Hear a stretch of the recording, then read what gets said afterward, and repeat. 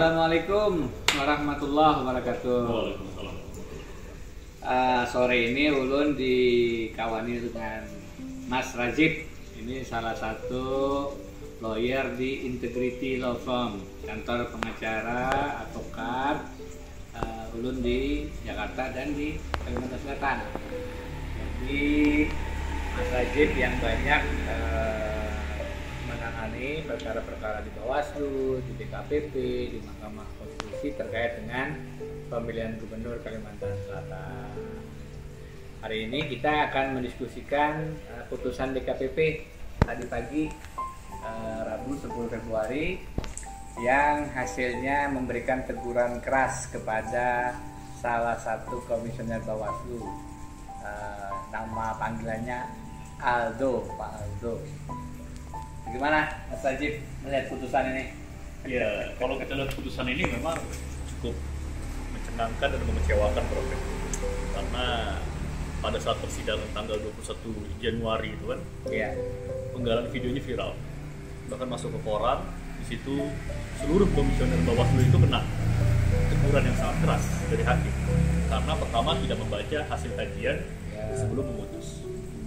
Saya tanya masing-masing ya, dijawab. Saudara teradu satu, apakah Anda membaca ini kajian dari Koordinator Penanganan Pelanggaran? Jawab jujur, kalau saudara ketahuan tidak jujur, saya bisa pecat saudara. Dibaca tidak kajiannya Koordinator Penanganan Pelanggaran ini? Yang tertanggal 3 November. Saat ini iya. Sebelumnya? Belum. Belum. Teradu 2? Belum, Yang Mulia. Teradu 3? Belum, Yang Mulia. Teradu 5? Belum, Yang Mulia.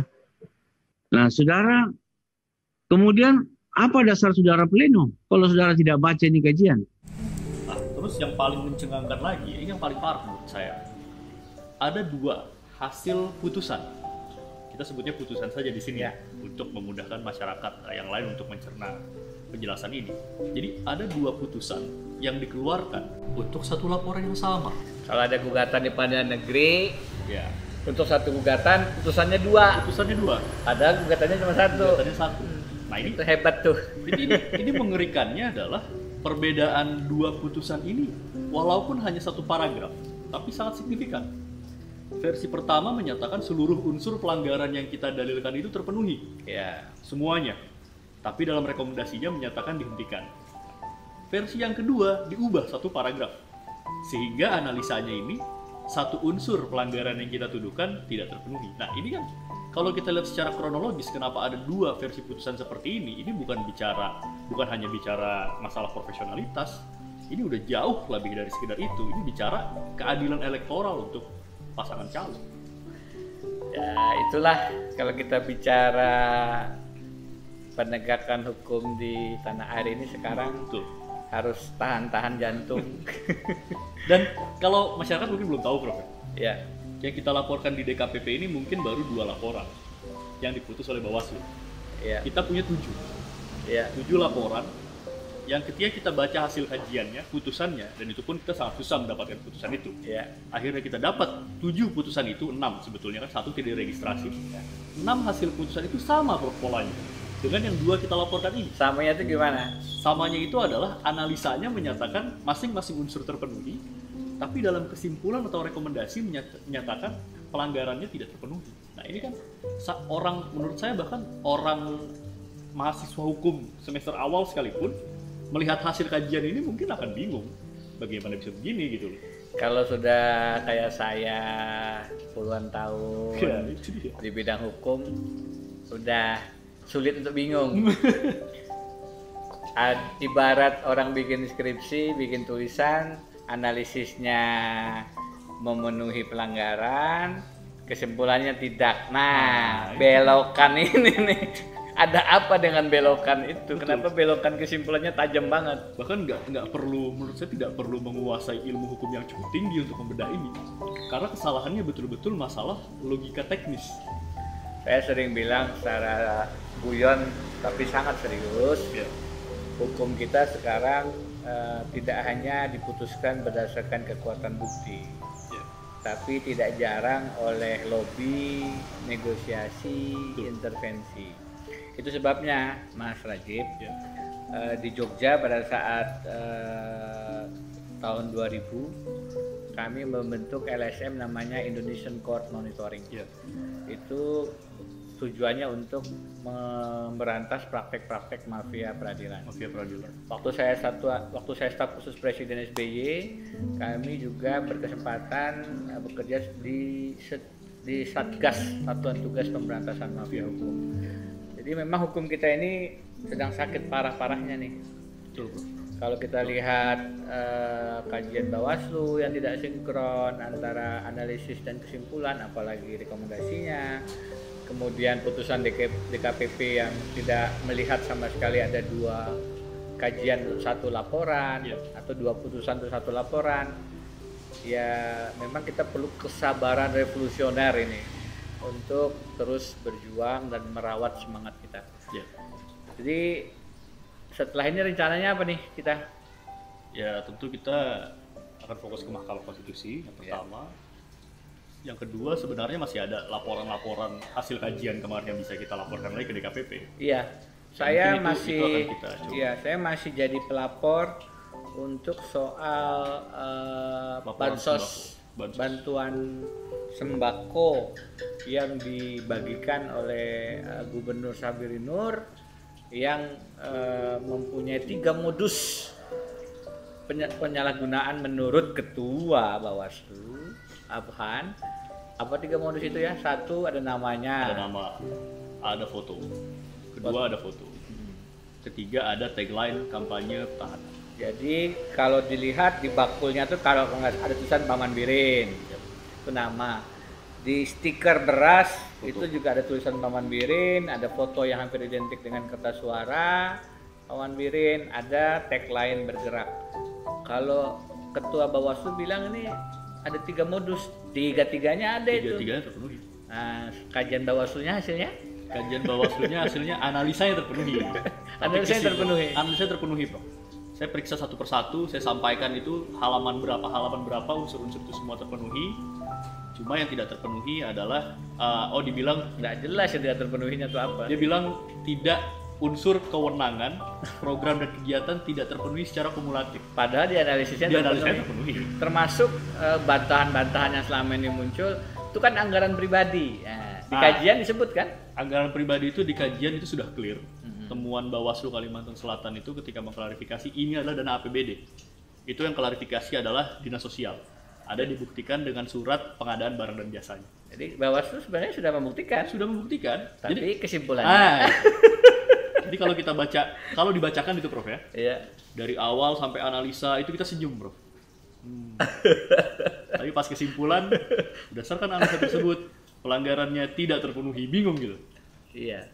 Jadi analisisnya terpenuhi, kesimpulannya tidak terpenuhi. Itu. Kemarin sebenarnya waktu sidang Pak Prof Muhammad Ketua DKPP ya, keputusannya diubah, ditambahkan kata tidak memenuhi. Terus analisisnya apa dirubah semua ini? Mau diapakan kan gitu.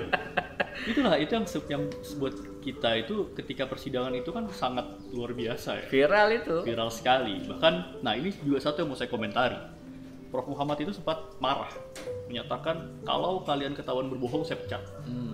Ada satu kebohongan itu yang terungkap. Jadi waktu persidangan itu Ketua Bawaslu bilang, kan kita sempat meminta berita acara saksi.